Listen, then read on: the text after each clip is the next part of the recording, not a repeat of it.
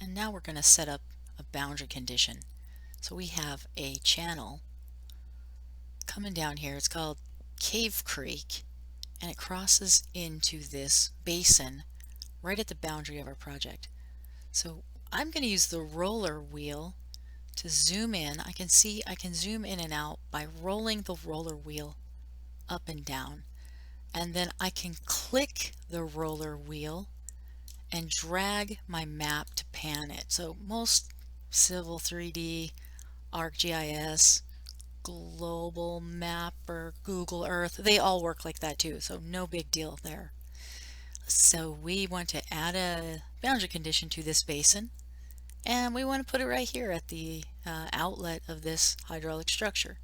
This is a culvert with a dissipator and a grate into the storm drain system. So I'm going to collapse all on this button and then move to the boundary editor. We want to work on an inflow node, and we want to click to add a point, and then we click right here, and that allows us to set up an inflow point. We just need to click OK. And now we click the button again to save it. Now we can name this inflow by clicking the rename button, and we'll call this Grover Basin Inflow, and click OK. And then we need to give it some time series data. But first, let's rename the time series data so that we know which one we're importing into it. So this is going to be called the Rover In, and it will be a 100-year, 6-hour inflow hydrograph that comes from another project. Actually comes from the original project of this, the original large project. And now we need to, make sure we set it to floodplain, because it's a floodplain. This is not a channel. And if you wanted to set a channel, well, let's not talk about that yet. Let's not worry about that. So floodplain, and now we need the data. If you go back to the lesson 1 data, you'll see here that there are two. There's one for the 100-year 24-hour, and there's one for the 100-year 6-hour. Inflow hydrograph, time on the left, discharge on the right. I'm going to click Control A, Control C, and then I'll close this so I can click Control W. Control A, Control C, Control W will select all, copy, and then close the file.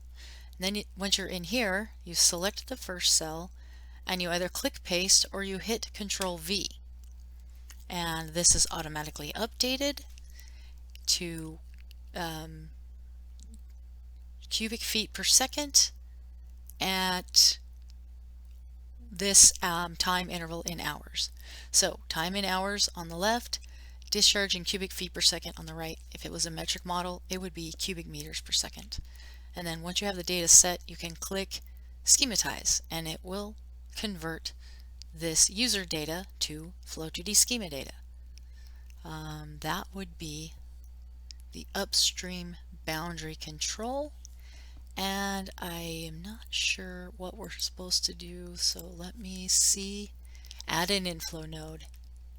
Yep, that's it. So let's go ahead and export that just so that you can see the DAT file. So right click, export the data.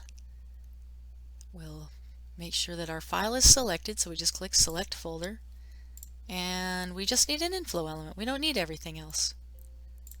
And we come here to our export folder, and we see that we have inflow.dat.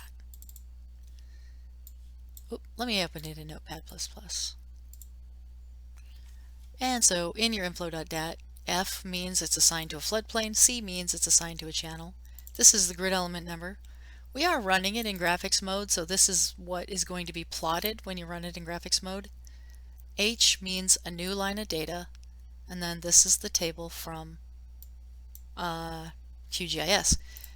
Always start at 0 times 0 discharge, and ramp up over like a tenth of an hour or a half hour, depending on how big this hydrograph gets over that first interval. So if it's a tailings dam, You want to ramp it up over, you know, maybe a half hour or something. I don't know. It's going to go pretty fast if it's a tailings dam. And that's the inflow.dat file. So I think that's it. So we'll go ahead and just finish this video.